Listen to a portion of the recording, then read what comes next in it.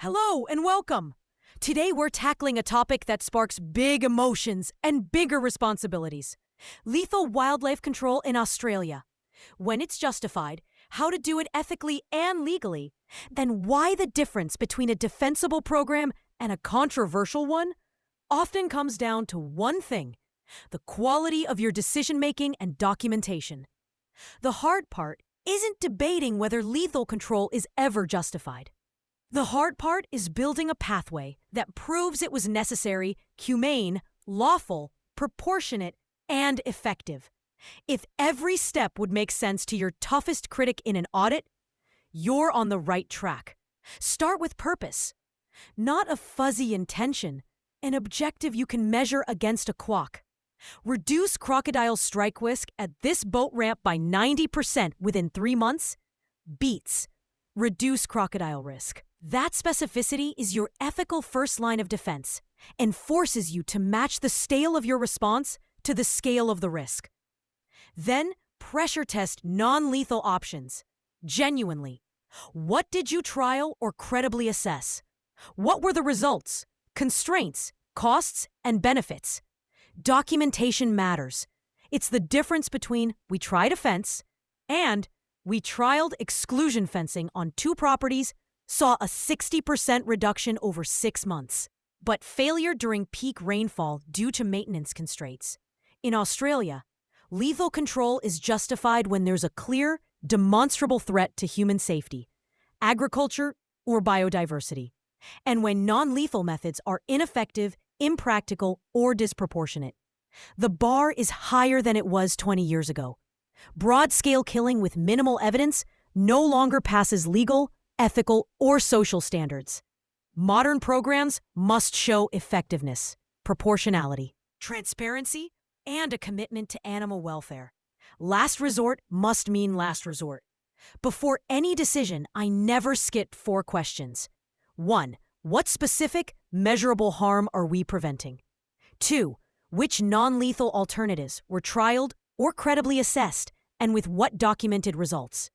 3. What is the minimum action necessary to achieve the objective without disproportionate welfare or ecological harm? Think scalpel, not sledgehammer. 4. How will we measure success? And when will we stop? Exit criteria prevent mission creep.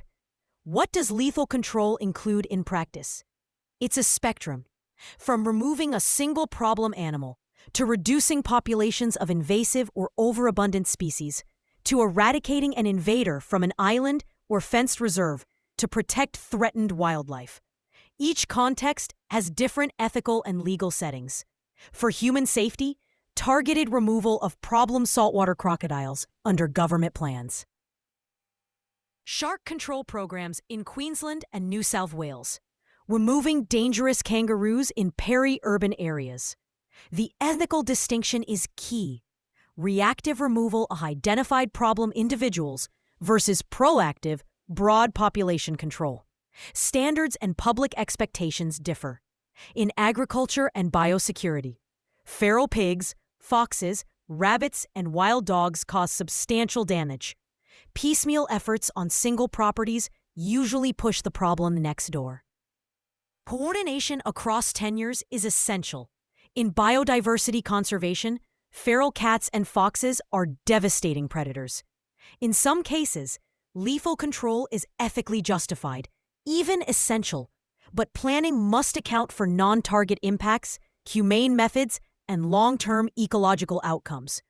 Removing predators isn't the end. Monitoring the whole system is. So, how do you design a program that's ethical, legal, and transparent? 1. Define the problem with precision. Specify location, timeframe, measurable outcomes, risk thresholds, and trigger points.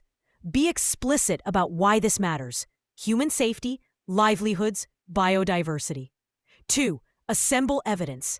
Incident reports, damage assessments, surveys, population data, expert advice, community input.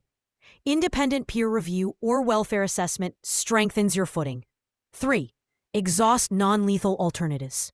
Test or credibly assess deterrence, exclusion, husbandry changes, habitat modification, behavioral nudges, and translocation where appropriate. Document outcomes, costs, and impact per unit effort. If a non-lethal method gets you 70% of your risk reduction at a fraction of the cost and harm, you need a strong reason not to use it. 4. Secure the right legal authority. Navigate state or territory wildlife and animal welfare laws, biosecurity requirements, and sometimes Commonwealth obligations. Get permits, follow codes of practice, ensure operator accreditation. If you can't show a clean legal chain, you'll lose trust fast. 5. Build welfare into the design. Choose humane methods, ensure operator competence, avoid periods with dependent young where possible, and have protocols for rapid, humane euthanasia. Check traps as required, maintain equipment, factor in weather. Document it. Welfare is both ethics and compliance. 6. Be proportionate and targeted. Limit action by time and place. Focus on problem individuals when that will achieve the goal. Avoid broad-scale measures unless evidence shows they're necessary. Integrate lethal control with other tools so you're not just playing whack-a-mole. 7. Monitor and adapt. Measure before and after. Track incident rates, damage levels, population indices, and non-target effects. Set up independent audit if possible. If data say it's not working, adjust or stop. If you hit the target early, stop early. 8. Set exit criteria and stick to them. Define success and endpoints. Include sunset clauses and review timelines. Afterwards, publish a plain language summary of what you did, why, and what you learned. Transparency builds trust. Communication is crucial. Tell your community the objective, what non-lethal options you tried, your welfare and ecological safeguards, expected benefits, how you'll measure success. And when you'll end the program, be honest about uncertainty. Inviting scrutiny is a strength. Engage early with traditional owners. Co-design where possible. Indigenous rangers and communities bring deep knowledge of country, species, and seasons, and hold rights and responsibilities that must be respected. Watch for common pitfalls, vague objectives that can't be proven met, skipping documentation of alternatives, and paying for it later. Mission creep, expanding without new evidence. Over-reliance on a familiar tool. Poor cross-boundary coordination that shifts the problem. Neglecting welfare details like trap check times and operator training. Failing to monitor and report, which undermines everything. Here's a quick mental checklist. Objective, precise, and measurable. Alternatives, trialed or credibly assessed with evidence. Legal authority, confirmed, permits in place. Welfare, humane method. Trained operators, protocols documented. Monitoring, metrics defined, auditing planned. Communication, transparent stakeholder plan. Exit, clear stop conditions and review date. If any box is empty, pause and fix it before you act. The big idea is simple. The question isn't, is lethal control ever justified? It's, can you prove to a skeptical audience that this action is necessary, proportionate, humane, legal, and effective, and that you've already done everything reasonable to avoid it? When you can answer yes with evidence, you're more likely to succeed on the ground, maintain public trust, and stand up in court and in the court of public opinion. If you're building or auditing a program now, use this pathway.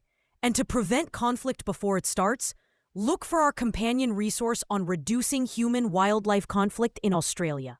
The safest, most ethical lethal control program is often the one you never need to run. Thanks for listening.